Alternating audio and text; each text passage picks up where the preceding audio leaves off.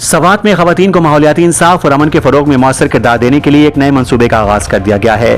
Hashoo foundation اور UNDP کے اشتراک سے منعقدہ تعارفی تقریب میں مختلف شعبہ زندگی سے تعلق رکھنے والے افراد نے شرکت کی۔ رپورٹ صلاح الدین سوات اور آپ دیکھ رہے ہیں آج تک پاکستان نیوز۔ آپ دیکھ رہے ہیں آج تک پاکستان نیوز، خبر سچ کے ساتھ۔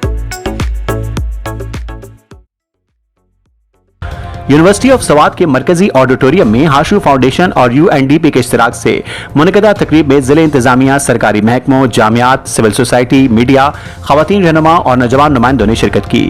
اس کا مین مقصد ہی ویمن کو امپاور کرنا ہے، اور وہ ویمن امپاورنگ ہمارے گھر سے شروع ہو کے ہماری گلی میں، ہمارے ڈسٹرکٹ میں، ہمارے معاشرے میں، اور پھر اس سے ہو کے پورے ہمارے کنٹری تک وہ ایکسپینڈ ہو سکتا ہے۔ ہمارا مین کمپوننٹ ہے نا سر، یہ اصل میں ماحول کے بارے میں ہے کہ ہم ماحول کو کس طرح جسٹیفائی کر سکتے ہیں، اور ہم نے کیا ہے، اور اس کے لیے ہم ویمن کو امپاور کریں گے، اگر اویئر کریں گے، اورینٹیشن ان کو دیں گے، سیشن دیں گے، ان کے گروپس بنائے ہیں اور بنا بھی رہے ہیں، اور جو کہ ہمارے پریزنٹ، فیوچر اور اس میں فروٹفل ہوگا۔ اور تقریب میں سوات میں امن اور ماحولیاتی انصاف کے لیے خواتین کو بااختیار بنانے منصوبے کی سرگرمیوں کا باضابطہ آغاز کیا گیا۔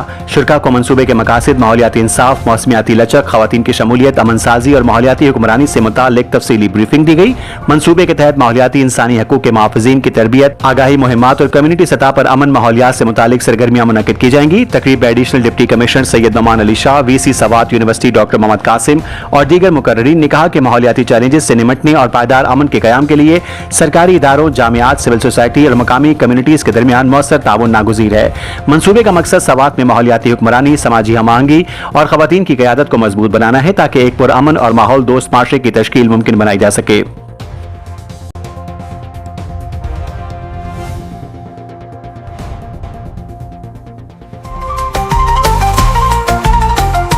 آج تک پاکستان نیوز، خبر سچ کے ساتھ۔